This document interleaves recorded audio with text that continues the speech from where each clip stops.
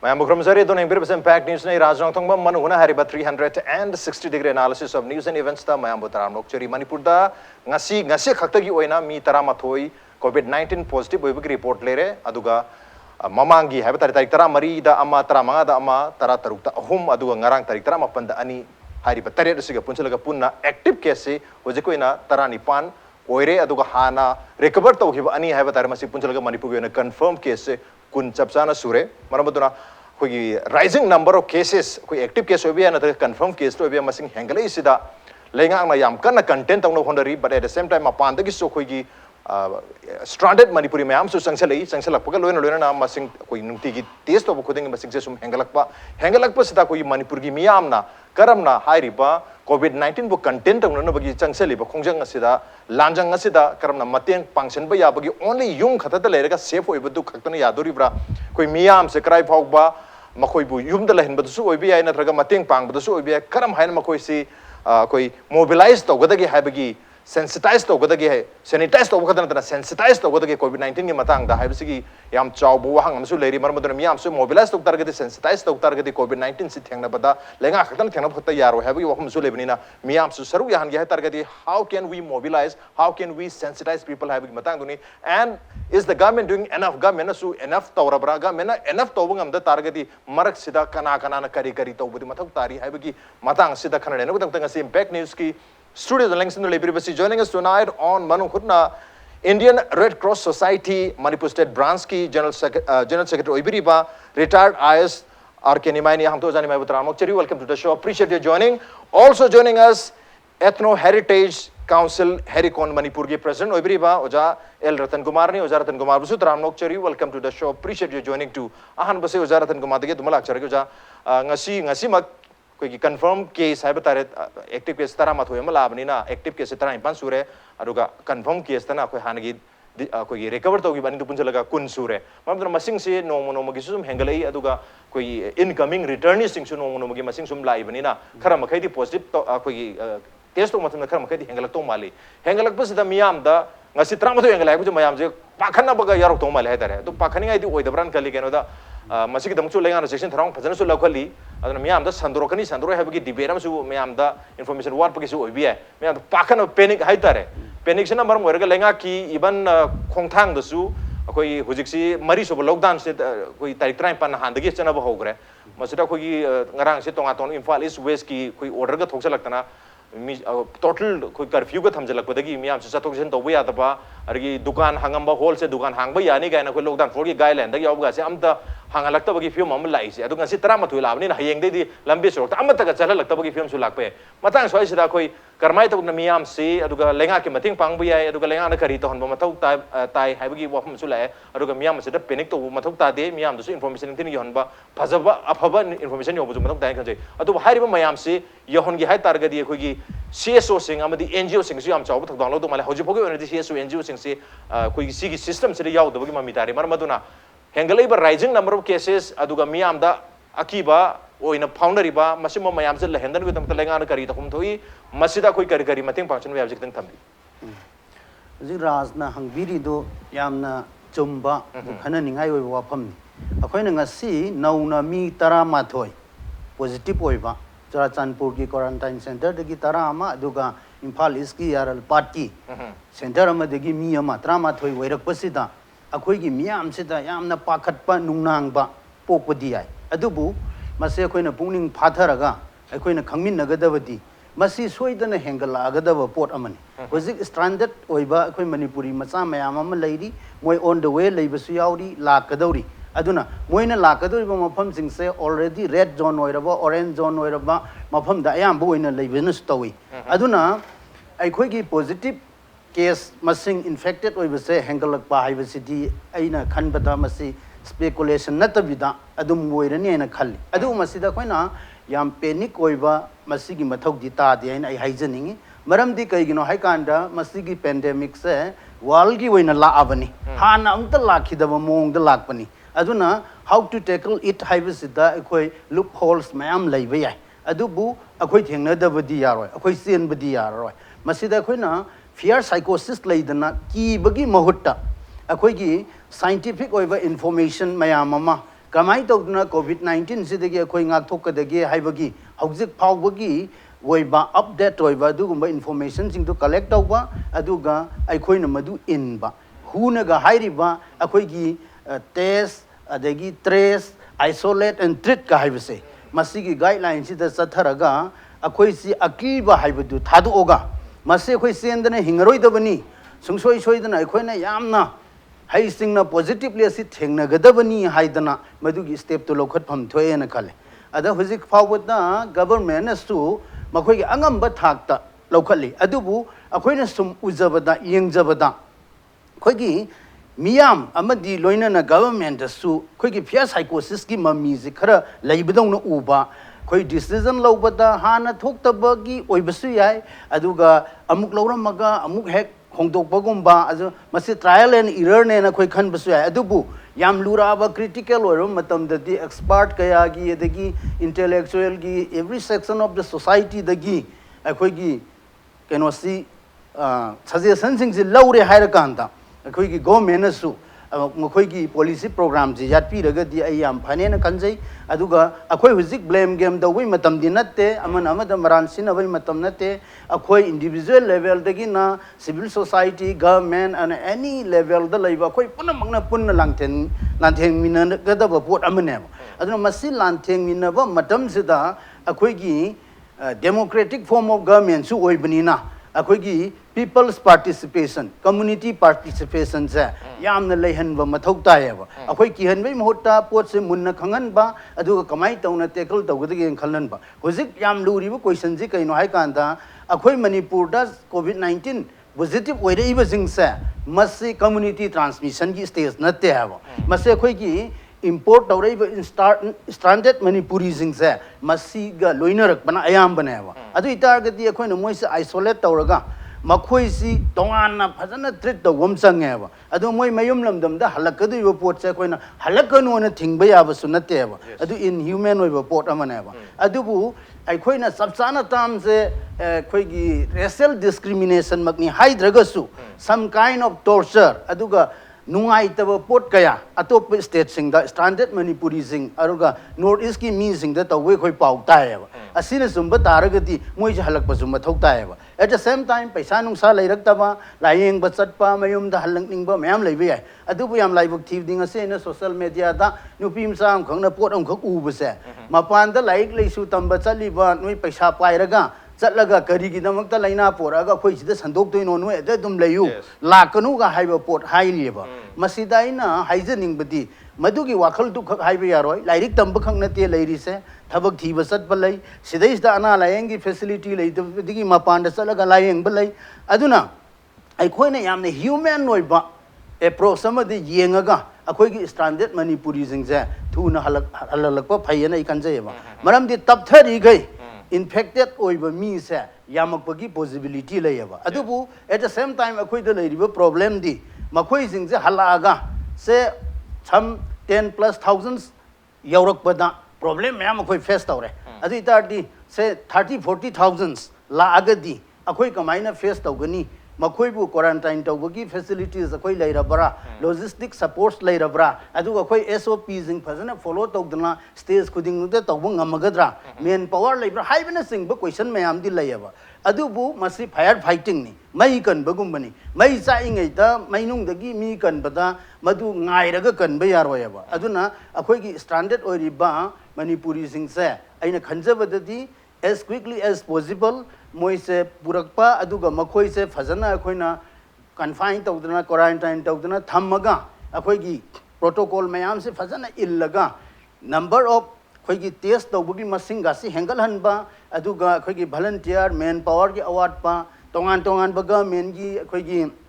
departments in the Lariba employees in Loina Koi CSO gi Akoigi local level degi Hauraga volunteer mobilized over Aruba port amandi amani Arubani hiraga so koi tok de adabani maram di kai gino haibada of senate of the awards se akoi laiba mayam sibu phajana treat tawraga makoi se hendo handana thambajineba akoi na makoi bu neglect tawraga makoi bu hundu oga thamtar di amukka hen endanger oibse hen danger oibse hen ganeba adui mathakta moi kanasu nati akoi isa isu ngaktani akoi yam human oine yengba tai aduga loinana akhoina ngasai counseling piba adadagi akhoida kramai tawdana makhoi bu loina gani aduga kramai tawdana khoi bu mateng pangani haibana singba mayam se akhoi gi mari leina ba akhang ahai akhoi gi societies da lairiba mayam sena hojikti loina thola ga honamina ba matam moireba aduna ta taragadi akhoina moi bu su ki bagum tuki tuga jabagum lairaba adagi government khaktana tawdoni noina tawro haidana akhoi thadu oba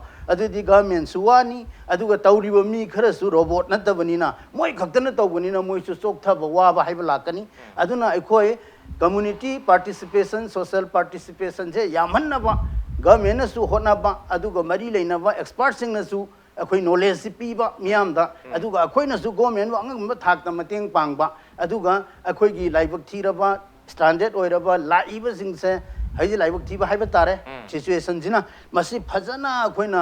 moibu ngak sendana thamaga laina se hendo hondana bo hona base sina asum ba khongthang oigani aina ai haji okay laina si hendo hondana hona ba maro ina ko imported oina mapan gi staging de gi sang panga to oibani na community transmission hujibakti dogdri and probably community transmission si makhoi de gi makoi gi mari mata imung manung gi mi sing da sandortana matang kogi lekai gi level da kogi mi mar amadagi amada sandrok pagi level to laktanu gudum to lenga na section tharau mayam de lokali habtare adu lokhat phasina maram oirga koi hujik approach double koi double prong oiga da bhai two way oiga da bani adi one way khata lambi ma khatang yengba ya da bhai only koi poraiba evacuation quarantining amadi treatment gi process ka da focus tharoga atopa life mayam jina kemta yeng da bidam koi yum da loi lega da ne haibasu yaroi da ba kainoi da chaningai thaningai sen chani thani lekta ba regi sel lekta ba sel lekta gi chani thani ju lekta ba to mayam ma yausel abni haidi more than 50 days akoi lockdown da lera abni na hojikti yam kana lockdown tokshan basu yar dunia tu bo ngarang nga si dagi amo lockdown se haiden dana chabi tha toksala abni na miyam da su yam chaw na wam lere maduna su amuke hena miyam da chamam na ba ma dikki hen ba ma su paule hairi ba laina asi ga mari lere na du ngasi amo tarama thoi positive oi khala abni na amuke hena hayeng cheksela philna mar moidra miyam da amuke hena kibal ani and probably miyam na respond to gi mohta react or pagi mami se chaw na tar pasu yari ngasi tarama thoi bisi gi matang da ai makhata na kogi question je ojani maidalak chadring ai da kogi impact news ki reporter koi khetramium premchand gi ngasi gi tarama thoi koi mioi tarama thoi positive ori ba chusampur da gi tara du imphal east ki mafam amada gi mi ama tarama thoi koi positive ori bisi gi report ama lere premchand gi report se tamina sir premchand Manipur da COVID-19 confirm case ngasi nauna tramathoi positive oiba siga tharaga punna kun sukre ngasi jenims da test oba sample singi marakta mioi taraga mathoi COVID-19 positive oire haiba khangmangam khibani hariba mioi tramathoi sigi manungda mioi mapan amadi chennai dagi halakhiba singni mioi amana guwahati dagini aduga mioi amagasu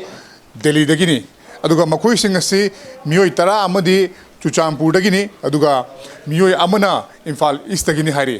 okay mi tarama thoi positive oibgi report su leijare aduna ai mathang su jani maidrak chabto ja mi tarama thoi su positive oisale mi puna tarani pan active ore hujiki oina aduna mi am se masing je khangwang wa khalpuni na hanadi single digit haigadra amamam ani ni ahum mus ba hengelab ngasi di double digit da dhaglaw hengelab tarama thoi positive oi khalpuni mi am da amuke hena masi panic hai ta pakhanna ba ma yaw dong male aduga hairi ba churchanpur gi kangbu siga langmina gi ba churchanpur je chennai dagi mapan yaw hemne chennai dagi langmina gi ba train tominarakpa koi bogi pun gi mayam dusu mayam pakhanan dong male haitare ara sisu lere aduga koi public ta su tarama thoi sure trai pan sure punna haibdagi he na panic to ba respond to gi mata react to gi mong su lakto male aduga at the same time lenga na su koi lockdown force da he na komthok gi lair da na koi masing help na mar modane amuk ke na tighten up torok badagi impal is ka west ka ngarang asiga koi complete total lockdown ga lakto curfew haitare curfew lakto kore atop mapum sing sidana akoi gi district headquarters sing dana sida su lakto kore da atop mapum sing dana pung nungdang gi pung tok tan ayuki pung tok pok tani koi night curfew tori se adu so mana hena section balla bani na miyam da su amuka pakhat pargi masing su me kal miyam da pakhat bam lakto male maram da miyam soidna overreact to do mali karmai to da miyam na khud sa hamba adagi hand sanitization arga sanitize to bodo lorna brain su sensitized to not sanitize sensitized to wamjang duri adana koi miyam se kamaina mobilize to biya lenga na karam na masida intervene to biya kitang thambiu koina COVID-19 gi si lakpa kanda sarkar na initiative si lobo horpa kanda koi gi Indian Red Cross Society Manipur State Branch na koi March ki tang manga dagi koi awareness program se hojai yam ngan hai bata yam ngan na motorcycle rally amna tawraga koi hojai tang nipa tang train thoi sida koi cycle rally am tawraga yaksing sports ki acho jaga se chala koi sensitize tawi adi momang da ai gi personally oina ai 2nd of February da ai iba howe ai khuji wa da article se train pan gumba ai na ijriba khabar ari ne adagi musu no phongba ai vision daga article la mane tawraga ai mase ai laina je follow tawjarapani China da gi tawba adagi China da December ngan na tawraga to mai 31st report tawre adaga human to human contact ta chatli hai bu moi 20 da tawre 20 January da moi khangmani trama thoi da khangmani adugo moi na aduga tang kunthra da koi gi global health emergency declare tawre 11 March da pandemic ne declare tawre it was late Donald Trump na hai bu da achum khre le ada akoi government na akoi gi si anu bu ni na koi experience am te like this gi pandemic si ama kamai taw thing na ga de gi ase akoi ma hoji bahawada laina asi kanana kari na cause tori no COVID-19 is in kari no SARS-CoV-2 is in kari no ji khang deba Amitabh Bachchan ge advertisement amada COVID-19 virus hai COVID-19 je virus ne na hairim ni COVID-19 na laina gi maming ni SARS-CoV-2 na magi causative virus hai ba ai di akoi gi public domain de le information adi social media da tholai myam si yamna factually chumdaba mayam wa akoi gi kitang khangaga akoi ICMR re tholakpani adagidi Hopkins University tholakpani Mayo Clinic tholakpani ga hairaga akoi lots of fake information DNA ga protein ga khena ba nucleotide ga protein ga khena ba khangdaba mayam sina iba phaltu mayam si ne ba koi da circulate tawre se okay the government gi sidai sida akoi na tahanjaning ba haiba tare hojik akoi awareness level si hojikti yam su lure ko mi mayam pullaga mi nipu myang khai matil laga taw su yadre awareness si akoi area je koi risk wang ba low risk the medium risk the high risk le even akoi volunteer khara se high risk ki medium risk ki jaga da function tawri jiri da tawri se akoi medium risk ki jaga tawri adu infal east ka west ka de koi high risk ki jaga taw community ki participation je once akoi na government gi the so decisions yam lu bane akoi ki common quarantine si lakan si dei sida MLA de sinaba sina fractured where pakhala eva my political gi yenga la ko sida aduna community si 100% si participate tok da ba madu tawdre akoi na se Chennai di thorpa ji CC high school thamani adagi di Mumbai di thorpa se Johnson ko thamani haina toroga na akoi community support se lei roi de mai mai lekai gi midu lei rega di community support se lakani haidana government gi di masi yam khallaga araiba decision ate either way always pros and cons lei gane ba adu community gi ACY je thamgre kan se da akoi na khangja da sina returnee sing sigi prioritization je kamai tauge ana bai lai yeng over first priority period bra thachal over the period bra short term gi visit se period bra khangna jana bagi mi macha masu je hapsen lakra haibu ma akoi public na aware oi de maduma evacuate torpagi se list tholopa kan se da lots of complaint lots of dissatisfaction ji lady si kari criteria da kari priority da moi se da masi listing tor kibno ya hola kibno akoi principles se masi ma lay down tok da andagi standard operating procedure si de sum home ne ahamada mayam si there are lots of resistance ahamada resistance yam lai go ma pandemic por kane haida everybody is test of ni haire ada masi everybody test of kan da I have my own reservation can okay testing capacity si khulai product legi so phangoi lei ru rego so madu ki train man power se koi lei roi ba adon aphai ki lei jari ba sina taw kan no da som yang kai jamli se de ki swen hen ba ngamaro ye si aphai adum understand da ba ado no mo da sang wa tong ni chatruk tong ni na hai ba si aphai ki kan pravado ni som pa hai da hai ba ne ba mayam di pakat pa si pharana ba testing tawraga negative oirego negative oirega di ma home quarantine tawrubada risk yamna low oirego karma ne virus yawgre hane virus free oire hane adubu community da sapa kan se da se akoi institutional quarantine da gi ma negative oire ade ma na la iba jaga da su red zone na tamina home quarantine tawde lekai na de mu ya de ba nang common quarantine facility le ga dam ne test tawraba mi duga test tawdru mayam go le mina ka se da problem ne re ba ada government aham thok consider community quarantine center ki chalai basi ki mong se koi standard operating procedure am tar mo uniformly chalai ram ga di am phajagram ga dam ne ba red zone dei lak po sina kam da pi ba koi gi isolate tar ga separate wa na degi orange degi lak po green na lak pa na tar ma ga di koi na khara manage so se lai ram ga dam ne adu da sunat na ja ngan na lak pa ko na lak pa jo position bu yo madu ne rik se adu si sikim dei lak pa mi ama koi gi green zone degi lak ja bom da thajam ma kan de rik si am na do oe ba arunachal dei lak po so but Mumbai degi or Delhi degi or Chennai degi lak pa kan de Bangalore dei lak kan de rik si wang e Pune dei lak kan da ada masigi si akoi na phajana we to hok da ba hai ta ne adana akoi gi quarantine center singi management si de yamna ware e ba ada hujik si quarantine center ki volunteers is masing hadara khre ba okay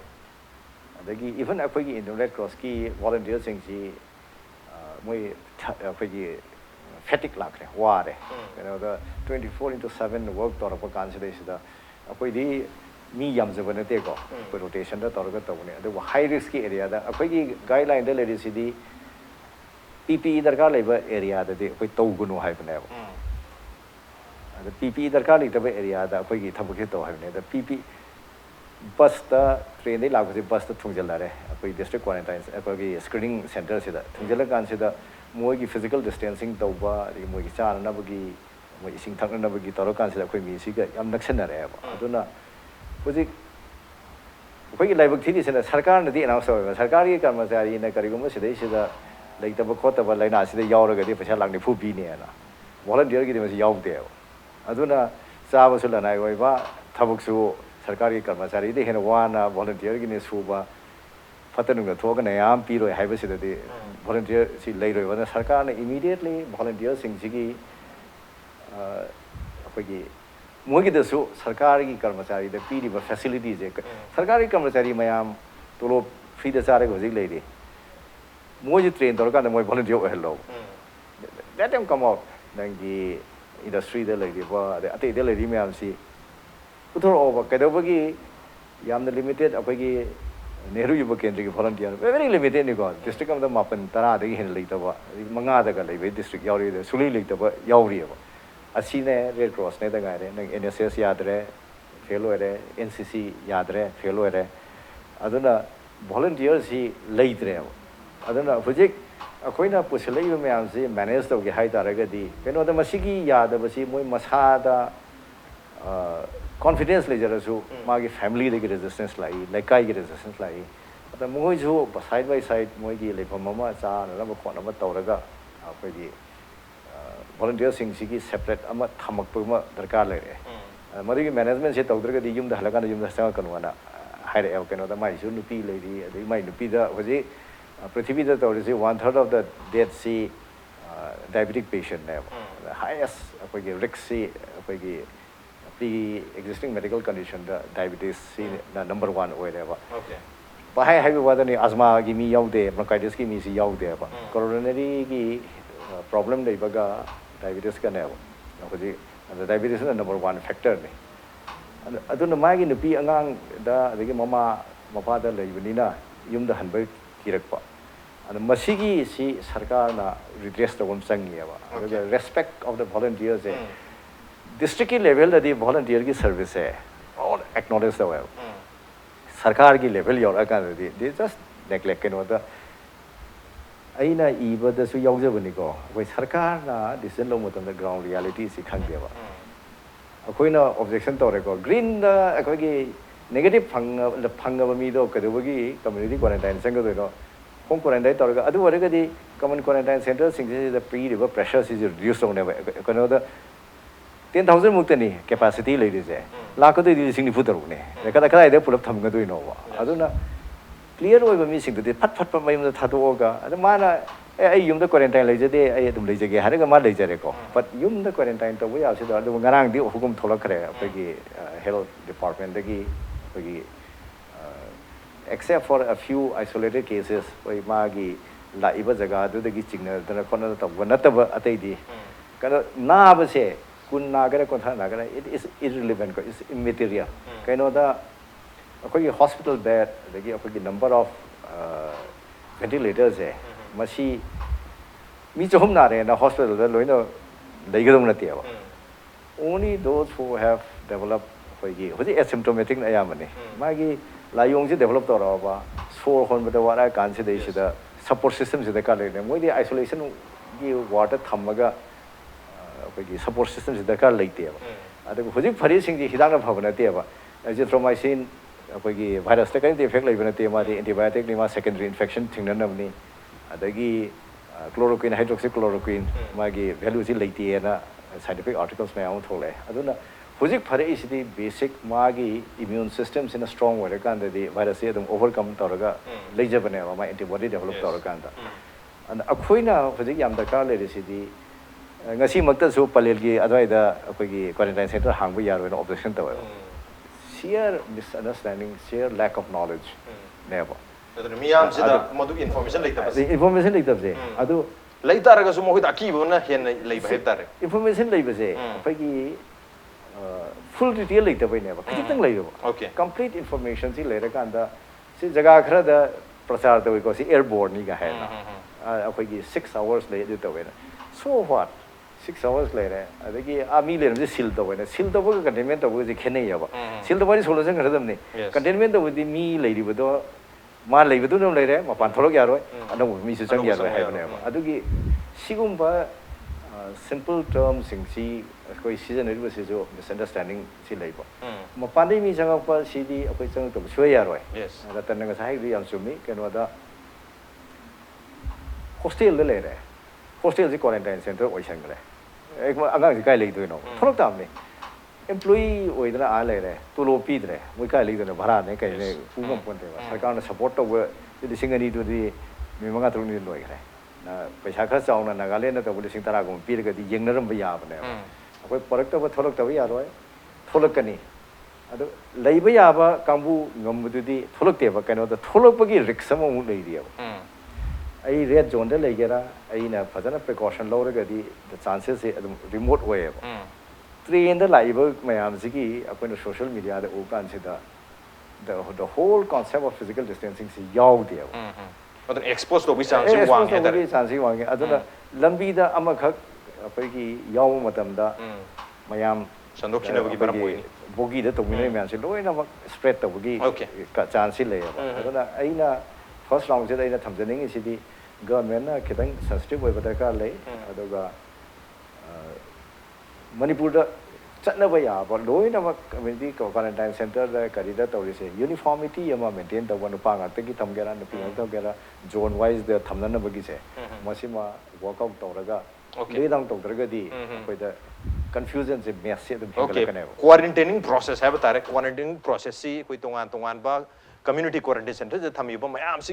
standard operating protocol से procedures है बता रहे निंथीन same मत तारी chown थोले मियामदा information awareness से हौखिब नुमित 50-60 से information ma'am कोविड-19 सी मरमदा लोय हायरे खुद हांगदमी mask उपकदमी social distance तगदमी हायरे कोई लोय खांगे खारे तानिंग्रे है वहमदी हायरिबने अदुबु इल्लबरा तौरबरा है तौदबगी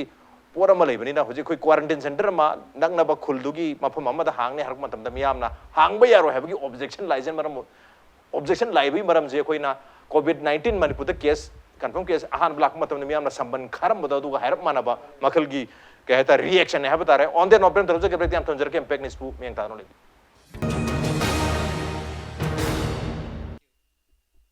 Manung 360-degree analysis of news and events with Raj Nongthombam Manung ngasi khana jarme basi Manipur da COVID-19 ke confirm case numit khudingi hengalaliba aduga ngasi di yam chauna jump am na tarama tho hengalaliba sida miyamna kahena mi paiba pokpa miyamna mi paiba poiba sigidam sigam loina na habtare lengang nasu कोई lockdown four की guideline लापसीदा मथक्ता है बतारे कोई DC Singh तोान बा कोई order न चिंग curfew total curfew न चिंग थम Imphal city district headquarter Singh थमकपन मरम होरगा मियाम अमुक हेना मिपाइबा अकीबा अमा फाउलिबा मसी लेंगा की माइकेदगी याम चाउना मियामबु सेंसिटाइज तौबा मियामबु मोबिलाइज तौबा अदुगा हाइरिबा एंटायर कोविड पुथेंगनबगी कंटेन तौनबगी प्रोसेस द मियाम से यामना informed and aware educated कोई population अमोइना यावन दारगदी लाइना से थेंगनबदा लाइना थोकद्रमने हौजिक ओइनादी कोई क्वारंटाइन सेंटर अमा हांगे हाबद मियामना यारक्बिसी मसी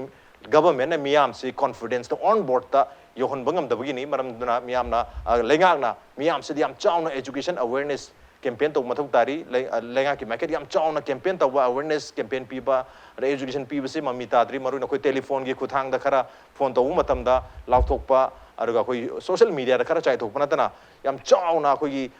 yam chauba koi for example HIV have tare HIV gi infections to matam da tawriba to koi organization ga sem na ko semi national AIDS control organization semi state ki oneso marks leri Manipur AIDS control society ga sem dana laina asigi maram da miyam da awareness phajana tuan ba forum da tuan mong da pi dana miyam jeli information awareness ler matung da okay laina si akoi dum smai tor ga di thengna ba yai ko ha ba ki han da gi aware citizen ama uhan ba si kitang wa pa male maram dana aware citizen oitar di miyam su proactively okay quarantine center hangdok si madu da koi volunteer oina mateng pangjagi habi wa hum se la ka dam ne duna so da incorporate to mobilize to wat pagi mami se chawno tai adu ga sai so haja ki bada ko gi wa pan da gi evacuate torani evacuate process torani and कोई treatment मतलब ताबने treatment की process रहनी सिगी process याम ना फजब channel अमा खन है तारे सिगी channel सी मणिपुर मनुंग दा यौराग तौब तारगसु सिगी चैनल सिगी वांग मदल रिबा मियाम है बतारे we are not in the quarantine process we are not in the treatment process we are not in the evacuation process ko di chumna gi hana gi normal life to le jaba mi ni marmaduna sigi quarantining gi evacuation gi amadi treatment gi process yam na phajana full proof oina leihan taragadi miyam na hojik wari ba cheng chak phangdabi wari ba pochai phangdabi wari ba ngasi ngasi ma are khoi Imphal city manung gi habi tare khoi guideline 4 che da handa ki lockdown 4 gi guideline che yauri ni Imphal city da khoi total kaino leini hai targasu curfew leini hai targasu lairi ba wholesale me wholesaler dukan me jada hangani habni ngasi loi lo le tare police na law khongdra loi lo langra aduna पोसे इसे wholesaler दगे retailer दचा तता गदि retailer न लेका दियोन गमरो लेका दियोन दगे पोत फंगरो फंगतार गसु Atiya फंगना Vangani hub तारे समाय तो याम चाव याम सु खुदोंग चा दो माय उनारे मरबदना सिगी इवैक्यूएशन क्वारंटाइनिंग अमदि ट्रीटमेंट के प्रोसेस से लेंगा न निंगथिना फुल प्रूफ हन बगम दबा निथिन कंट्रोल तो बगम दबदगी मियाम द कम्युनिटी ट्रांसमिशन तोरकद्रा हायबगी अकी बम लेदना मियाम सु लॉकडाउन ने युम द लेरो अम त थोला नु हायबगी मैनेजमेंट अमा लाब्रा सिन अनि जे पैरेलल चलहन भैया बसे क्या तारे अमना नमसन बाद होगा अम्मा सीधा कंप्लीट अटेंशन से सोंत क्वारंटाइनिंग दा कोई ट्रीटमेंट द पेशेंट भई माल इवैक्यूएशन दा दुगा मियाम जेनो याम सफर तोरगा युम लॉकअप तोरगा ले मोन द लॉकडाउन तोरगा ले विफम द ले दोरे अदai दुदा करमाई तो दना अनि सीगी लाइफ से पैरेलल चलहन भैया आगवी ओजागी करी वहम धबेनी जिकी राजना हाइबी रिदो याम सम अखोई की सम आइना उजरक पदा हंत की कोविड की थेंगनव जिदा अखोई की कोविड की जिदा अटेंशन पीरिनी हाइना दिखनबा अदुबु मसे आइना सा हाइजगिबु कीबना दि हेलगा असai की मयाम से तो लॉकडाउन से अकन बतौसंदना कर्फ्यू तौसंदना को मयाम से की नोमगी संग दे यादव एसेंशियल कमोडिटीज करी करा से फंगन दवा दि फंगगा सु ममन याम तांगबा से मपांदी पुसलक पचेंग द गवर्नमेंट ना रेट से खोई 24 केजी दा 24 रुपीस निगा लेप्से तारगसु मार्केट थेला बौदा मार्केट दी हेता 55 60 ग योक्छलकबा मफम घरदा ना सुवंग फंगदबा मसीगी प्रॉब्लम लाकबसि दा खोइ नोजि गियंग बया बसे नसाइगी खोइना हाइनरिबा दुमाइना पोट से कम्युनिटी ट्रांसमिशन तौद्रिबनिना आदगी लाकबा मीसिंग दंग नाबनिना आदगी लाकबा मीसिंग से तोंगाना टेस्ट तौबा ngасai हाइजगिबा ट्रेस तौबा आइसोलेट तौबा ट्रीट तौबा उना पीबा गाइडलाइन नि मदु इल्ले हाइरकांदा याम सेक्शन ना कोइना तौमिनरे हाइरकांदा अखोइगी लेमहौरिबा क्वारंटाइन तौदबा नॉर्मल लाइफ त लेरिबा मयाम से मसिददी रिलैक्सेशन पीबम थोए अदुना तदना पंथिंग द थिंजनबा तारगदी गवर्नमेंट फनयाम थिंगसु पुलिस ना अखोइगी फाइन फनयाम लौरसु सोइदना थुगाइरगा लाकनेब हाइदि पीपल रिएक्शन सोइ लाकनेब अखोइ से लॉकडाउन एकदम तौदना थानियम curfew तौदना लेरगा अखोइ Sadhana सिदोइरा ai atopa laina nara ga yeng bachat pa yaroi doira haibne singba magi question ma'am la aba sai si da khoina kerala gi model haijab tai ko khoi sum thengna bada masi khoi manipur go mena sukhara adum naina bai ya na khalli maram di moi se yamna akhoi gi achau achau ba akhoi calamities kari krasu ma'am thokre flood ki kai gi 2018 da adu go moi gi state se all india gi oini yeng bada su literacy rate se yang wang aduna social awareness ki pot se su yang wang adu go moi na education ama di health sector da paisa su yam thadare asina maram moira kanda covid si lantheng na bu matam da moi na ahan basi kerala da lakhi targa su moi na yam laina थेंगनरगा moigi yamamba list si yam kakhatna leiram bado yam thuna handaba ngamgieba aduga moina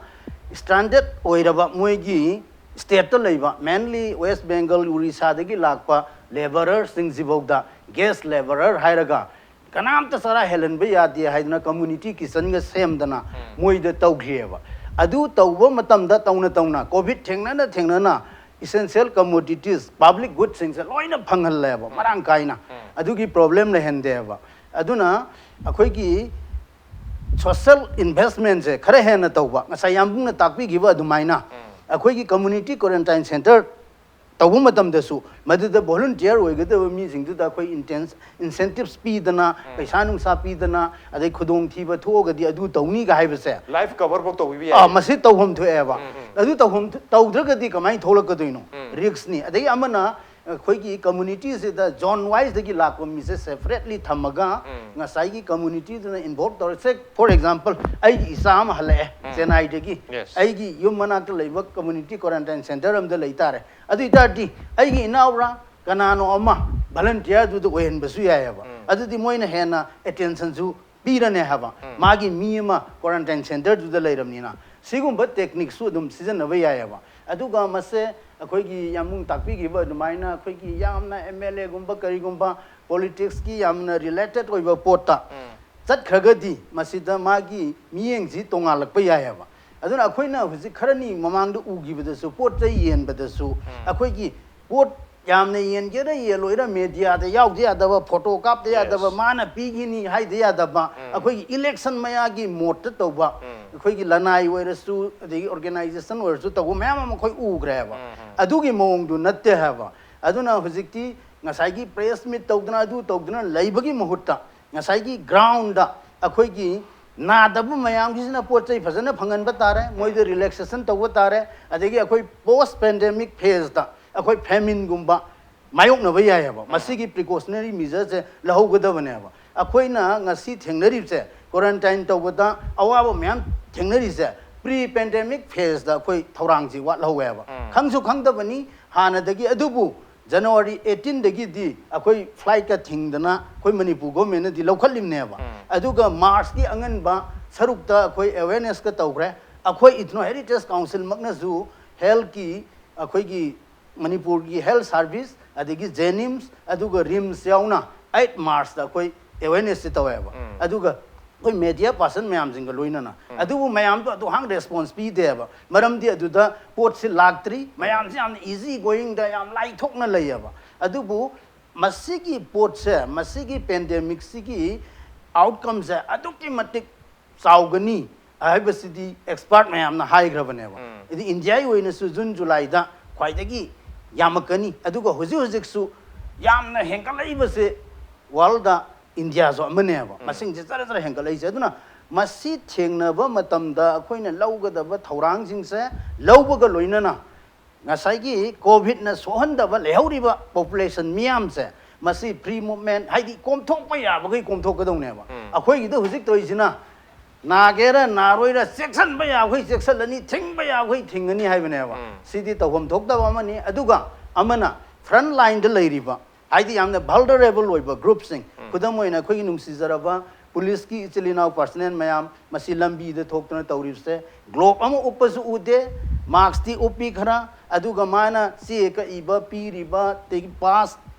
tawriba se dum chokna samnai ba social distancing ki pot sisu khoi haijaraga su inde ba adagi khoi gi media da cartoon de mayam ire khoi awareness ti tokbi ro pot yen bdi yai gaina i ba yaugre kharni mamang da ai khoi loi khang yai be matam mong da adu adu di na te ba yamung na takbi gri du ne ba pura di khang da ba kaba khang ba aduga taklai ba hairei ba sisu taning da ba thausa da ba ma yauri ba aduna masigi thausa da ba haiba pot se khoi hundok kada ba ne ba ki gadong na te section gadong ne ba wahai se aina thamjaningi di section laga khoina follow taw gadaba rule jing ji illaga komthok gadaba mafam dana komthok ba isam samna haya kan da nongwei song ka phar kan da som da lei ba aina nongwei palak ne khan ba sidi mathau ta de ba adudi adumai taw dana husiki laiba mayam sidang phajana treat taw ba maduda manpower award pa logistic support award pa adugi khoigi standard operating procedure gi aho ba stage kaya da level kaya da khoi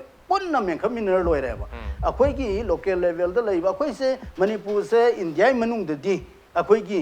movement तौबा इहौ तौबदसु याम फबा state अमनेबा अदि तागदी अखोई की लेरिबा मियाम से फजना counselling पीरगा train तौरगा थौरांग तहौ तारगदी अखोई मतुंग द लाकबसे फजना फेस तौबु ngamneba natadana ngasi tauge hayeng tauge sum delay tawledi situation je hena worsening oirakaneba matung tab hena phal oyaba aduna need of the award di akhoi miyam se the awareness pibani adu miyam na su akhoi gi expert sing na ga mena do's and don'ts hairiba mayam se taraga tokbana taba implement tawba follow tawbam changi adei ga mena su order am thokriba cm thokriba na taba to isigi follow up action lokatpa aduga command and control leiba ground level da kamai tawri masi thabak si implement tawri bra tawdribra haibagi monitoring gi area jisu yamna paikhatpa mathau taeba adu natraga akhoi gi yamna kari haitare yambung hoisu leibiramni bureaucratic ki mawong da e order am thokraga de mai tawjagrani haina leiba agi makha tabsing na tawgrani haiba adu adana am ta tawram da bai pot neba aduna masi gi pot city akoina yamna kupna aina sum yengjabada akoigi micro level haitare ko sida akoigi akop pota yamna samba pota khoi leiri ba do ki quarantine center se manage to matam da kari to wi ai ga ja akop level da bo yengom change ba adagi even inmate sing se moi jasu counseling pb ba moi jasu psychologically kano si puglak dana ba tawba aduga moi jasu responsibility khara lahol laga isam samna madugi cleaning tawba moi na leiri ba mafam du luhan nanlan ba akoi ba ga responsibility ni moi na leiri ngai di hai dana moi da fil tahon ba ga siam changi ba aduna akoi gi hotna base yamna holistic approach samada akoi khuding mak tana ba ya ba khuding mak tana ba aduga akoi punna tongmina ga dabni mase ai gi di kaisuk sokloi ai hingal loire haina chen bagi wakhan ji leiri gai ji leina asi sandor posu helakani aduga leina asi laksan na bo honna bada iroi narak pa tho ning da thodok su myam tholakane aduna khoi khuding mak loina aware oi minasi mase ai gi da thokpani haina khallaga individual level dagi na any level da koi punna hona minasi ai jai tham okay punna hona bira ba yam chauna mathau tari adu numit yankhai ga tare surenga ji ga thana lockdown se koi lairei se aduna 57 days da koi lengang na preparation se in terms of koi ke medical infrastructure obi ai policy program myam sem ho ya re tare ramai to dana numit yankhai tare da sida koi myam su yam phajana prepared sensitize mobilize to ho bu ya rabne to hoju phawbada coordinate center koi lekai da hang bu ya ro hebagi wakhalon laisina di koi adai dura fail ore hebdu myam chauna uthok jare aduga ngasai aina haije ki process hai batare evacuation then evacuation ni mapan de to ni ke subu ga da si ora matung da screening da gina okay quarantining and treatment sigi keno je maru na quarantine process da quarantine to ko ni thina monitor toroga seal toroga even security personal mapan da nga halaga hai areas in quarantine center khachi da yam ningthina section thoran lokho target monitor toro tham target ngasi ma karnataka na hai je khoi di red orange green have zone leroi only containment zone da apik zone jing se to ina focus targa madu da ningthina monitor toroga madu da gi tholok tana ba sathok kidana bagi laina si sandok kidana bagi hona gani habi wafum la aduna koi manipur gi su hojik maru ina akoi yamna focus to gudu se quarantine center sing jo na quarantine center je ningthina focus pi targa di atop koi quarantine center da leita ba expose to ruda ba hand gi lejari ba mayam gi live se tare live se am sang na 57 days and manipur gi ina di more than 57 days se adum safar toroga labne habi tare chani ai thane ngai leiselak dare hoje wari sana sa ya mana chani thane su leite sel su leite have wafam se ayamba mi sing na ngang na re have tare aduna sigi stage yorab ni na lockdown se dia pumuge hang doctor leiri edu mayam am kom thora hedra except containment zone natana ayam loi kom thokre aduna lockdown thamda ya ta school college adigi mi punba ya ta adu makhara do leijaraga atai sidi loina thado pitar gadi hai sona khan gi koi gi channel jema quarantine gi jema pajana to pitar gadi atop live se ningthina lehen ba yaba mali adubu sonda ningthina live se lehelekter gi maram se lengak se swai se da fail ora bra hai ba gi wang duni koi gi containment to bada nadraga koi gi quarantining process da treatment gi process da lengana chaw na ngamoi da ba gi masada uzara bajala 57 days se preparation ta hodre hena lagdori bra ai ozada se lakti aduga koi maroi na quarantine center da le mi singa si mi tara ma thoi positive ore ha da ma koi ge semin room ba ya na khanjaba mayam ma koi wakal gi problem yam chang la reta panic tore mo pakhat pa ki ba yaure ojang chang sa ki information lai ga da uni mo koi inmate sing da jai ba ma si mayam se koi psychiatric patient ga jo tholok pa yari koi quarantine center mayam se dagi kari to ma ta lenga na swai se da kari fail oi hore ab tu kitang tam ma se lenga na tu se tai na ya okay ꯑꯗꯨꯕꯨ ꯀ꯭ꯋꯥꯔꯦꯟꯇꯤꯅꯤꯡ ꯄ꯭ꯔꯣꯁꯦꯁꯁꯦ ꯅꯤꯡꯊꯤꯅ ꯂꯩꯇꯥꯔꯒꯗꯤ ꯑꯩꯈꯣꯏ ꯃꯄꯥꯟꯗ ꯂꯩꯖꯕ ꯑꯩꯈꯣꯏꯗꯤ ꯍꯥꯟꯅꯗꯒꯤ ꯂꯩꯖꯕ ꯃꯌꯥꯝꯒꯤ ꯂꯥꯏꯐꯁꯤꯗꯤ shepherd ꯇꯧꯍꯟꯗꯕ ꯌꯥꯏ ꯑꯩꯈꯣꯏꯅ ꯃꯃꯥꯡꯗ ꯀꯔꯐ꯭ꯌꯨ ꯔꯤꯂꯦꯛꯁ ꯇꯧꯏꯀꯣ ꯑꯩꯈꯣꯏ 6 to 2 ꯇꯧꯕ ꯀꯥꯟꯁꯤꯗ ꯁꯔꯀꯥꯔꯅ ꯍꯥꯏꯔꯤꯗꯤ ꯅꯪꯒꯤ ꯂꯩꯀꯥꯏꯒꯤ ꯀꯝꯃ꯭ꯌꯨꯅꯤꯇꯤꯒꯤ ꯃꯥꯔꯀꯦꯠꯇꯨꯗ ꯆꯠꯄꯤꯌꯨ ꯍꯥꯏꯕꯅꯦꯕ unnecessary movements ꯇꯧꯕꯤꯒꯅꯨ ꯍꯥꯏꯕꯅꯦ ꯑꯩꯈꯣꯏꯒꯤꯗꯤ ꯑꯩꯈꯣꯏ ꯑꯟꯗ꯭ꯔꯣ ꯄꯥꯔꯀꯤꯡꯗ ꯋꯥꯡꯈꯩꯒꯤ ꯗꯨꯀꯥꯟ ꯃꯌꯥꯝ ꯑꯃ ꯀꯩꯊꯦꯜ ꯐꯝꯃꯦ ꯑꯗꯨꯗꯩ ꯂꯩꯔꯣꯏꯕ ꯑꯩꯈꯣꯏ ꯁꯤꯡꯖꯃꯩꯗ ꯆꯠꯀꯅꯤ ꯑꯗꯒꯤ ꯎꯔꯤꯄꯣꯛꯇ ꯆꯠꯀꯅꯤ ꯁꯒꯣꯜꯕꯟꯗ ꯆꯠꯀꯅꯤ ꯍꯥꯏꯗꯤ ꯑꯦꯕꯁꯣꯂꯨꯠꯂꯤ ꯐꯪꯉꯤꯕꯁꯦ ꯁꯒꯣꯜꯕꯟꯗ ꯐꯪꯕꯗꯁꯨ ꯎꯔꯤꯄꯣꯛ ꯀꯩꯊꯦꯜꯗ ꯐꯪꯕꯁꯨ ꯆꯞ ꯃꯥꯟꯅꯩꯌꯦꯕ ꯃꯊꯧ ꯂꯩꯇꯕ ꯈꯔꯅ ꯀꯔꯐ꯭ꯌꯨ ꯄꯥꯁ ꯄꯥꯏꯔꯦꯅ ꯑꯩꯈꯣꯏ ꯃꯣꯏꯔꯥꯡꯗ ꯑꯩꯈꯣꯏꯒꯤ ꯉꯥ ꯑꯌꯥꯏꯕ ꯂꯩꯕ ꯆꯠꯂꯤ ꯍꯥꯏꯒꯨꯝꯕ ꯇꯥꯅꯤꯡꯗꯕ ꯍꯥꯏꯇꯥꯔꯦ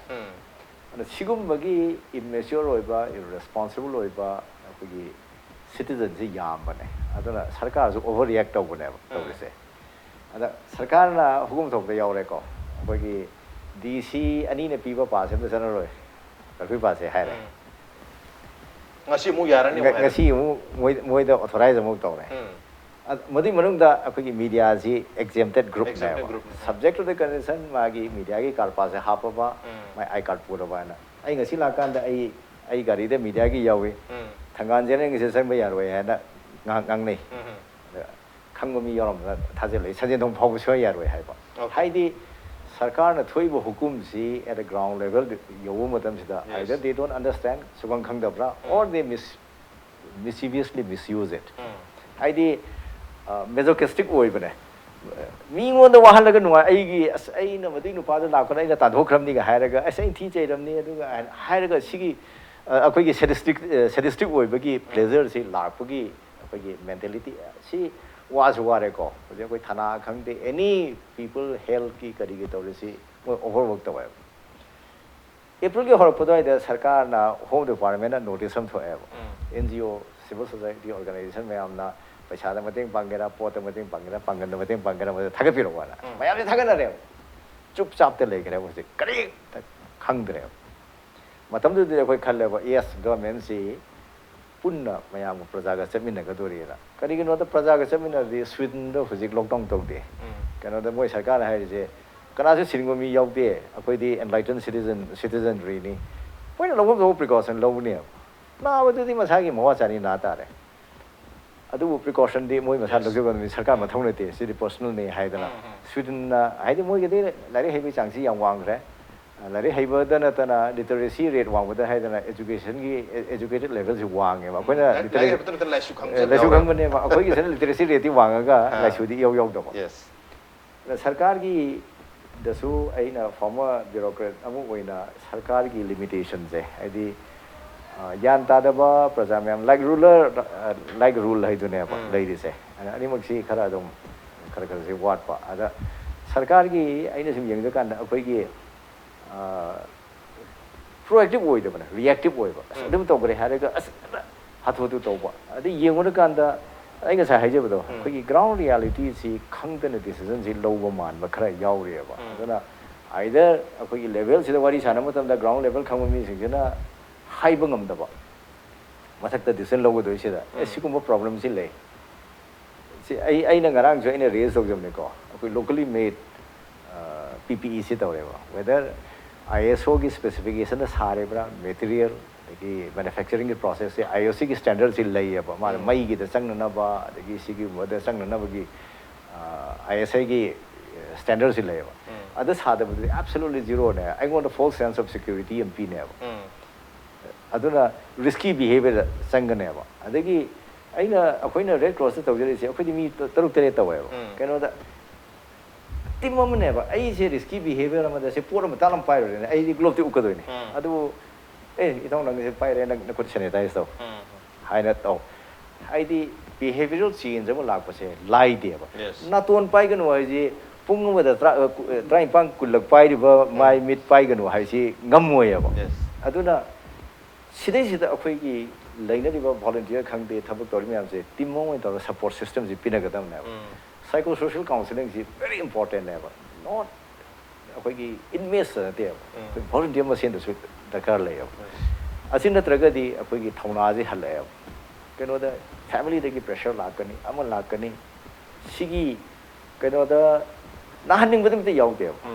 ꯑꯗꯨꯕꯨ ꯌꯥꯝꯅ ꯀꯥ ꯍꯦꯟꯅ ꯀꯤꯕꯁꯤꯁꯨ ꯑꯩꯗꯤ ꯆꯨꯝꯗꯕ꯭ꯔꯥ ꯈꯜꯂꯤ ꯏꯟꯗꯤꯌꯥꯒꯤ ꯍꯧꯖꯤꯛ ꯃꯣꯔꯇꯦꯂꯤꯇꯤ ꯔꯦꯠꯁꯤ ꯑꯦꯔꯥꯎꯟ 7.7% ꯈꯛꯇꯅꯤ ꯄ꯭ꯔꯤꯊꯤꯕꯤꯒꯤ ꯑꯣꯏꯅ mortality rate is 15% khakdani 21 yawrame hoje mo haidhare Europe ta na kan mi yam siba hanuba gi society ni na hojikti developing country me amse la pa kan se youth ki population ju wang ko handare critical care dargar le only 2% of the population anaba gi population anaba sing adu da ne hari je ni chohum detect tore we still have the facility to treat them akoi the ventilator yang kai hum phule so hum jimunung da ventilator da ka hoji bo na asymptomatic ne akoi gi positive way se many of them will recover on their own okay aduna sidai sida mai khiti dum leira ne ba HIV 1981 dagi lagi hoji bo leiri da na aha made di HIV sida wari sana bo ki da me hangoi mi ki hoji di nobody bothers aduna aha ban lak pa sidai sida akoi gi shock ama da padu gi ki bane ba masi gi fear psychosis si akoi na eliminate manghan masi darkar lai ba masi dai sida government gi aso responsibility am lai ba kaino da atai na ngam ba government lead pi ra kan da atai me follow to ga da if the government doesn't lead other will never follow okay maduni da sarkar da aso ba dai ta ba lai sarkar da yam chau ba dai ta dum lai leisu leifam thoi aduga lengang nasu yam thuna hairiba responsibility si miyam gi damakta habe tare masi tawbirakpa aduga quarantining process oibi ai treatment gi process oibi ai aduga lakada evacuation gi ngasi ma pune da mayam ma evacuate toruni haidna laga makoi train sida tongba yaro haidna koi masa gi mayum barad leram gari loin thado laga hoji back to dang hawra mi jingdo lambi da hana magi ka strand tawjara ma lambi da stranded oibi film laktore manaduna adai dur lengang na ningthina policy lowiba aduga information se ningthina koi communicate tonaba mathau tari koi mamang da lenga na thokiba order da koi pune digi mumbai digi sangpa gi yaw gidabne adubu ngasi khangau dana pune digi ngasi yes train amala kane haram digi train do tongbi yaro hare habi homda bus road ta lag ba thing re road ki di thing re train ani north east se le guwahati mariani yo asida lag ba je moi kamai to ga da kya अच्छी की aspect से सरकार ने खमी जो personally लाक्चब Singh से personally लाक्चब Singh जे मोई की consideration से तौर गदी मोई जे रेलवे स्टेशन और सरोक द स्टैंडर्ड ओइ बगी फिबम सिकी सु ओके स्टैंडर्ड ओइ बसी मफम खोदि मथु ओइ बे सिदा लागा सु अखोई क्वारंटाइन सेंटर चंगहंदरे कराय द चंगदनो खंगदे हाबगे सांग सांग मतम खरा है तार ngaktang ओरग सु स्ट्रांड तो वी सिचुएशन जे दुम ले दुब लेंगांग ना सिंदि सिनबिरी ngai na tar सु मियाम दा पेशेंस मथौ तारी इंफॉर्मेशन ले मथौ तारी अरुगा एम्पैथी मियाम गी atopagi anabagi nadagi mayam segi empathize tobagi migi minungsi chen bagi magi position magi situation khangbi bagi wakhalon mayam se koi manipur gi miyam pu mata pakak na leiba mathau tai na traga di hairi balaina si lenga khatana na traga koi ppe khatana mask khatana gloves khatana thengna bunga ma koi empathy koi gi pungning koi gi minungsi sina soidana aruga awareness atar information ningtina leiba sina su ngamdori bune tu masi mayam se prong na lengang na matam chana thabak tokhatpa tobiba aruga policy sembi ba policy to ground level da mase translate toribra hebasi monitor tobima mathau tari on den on ngasi onade manu hunagi tharam se matang chale senjer ge ngasi tharam se da Ratankumar amadi uja Nimai nang bir tun ngasi tharam se bu thawa happy khiba amadi mapung phan gudang to jani mu amukana tha se panu chari appreciate you joining masen ngasi manu hunagi tharam ngasi ge edition se karam tobi ge khot kan pi agane koi mail id impactvnews@gmail.com natraga koi Facebook page www.facebook.com/impactvmanipur da join the Ubiraga, comment and the feedback. Well, ladies and gentlemen, thank you so much for joining us from the other side of the screen. Until next time, this is Raj Nongthombam signing off.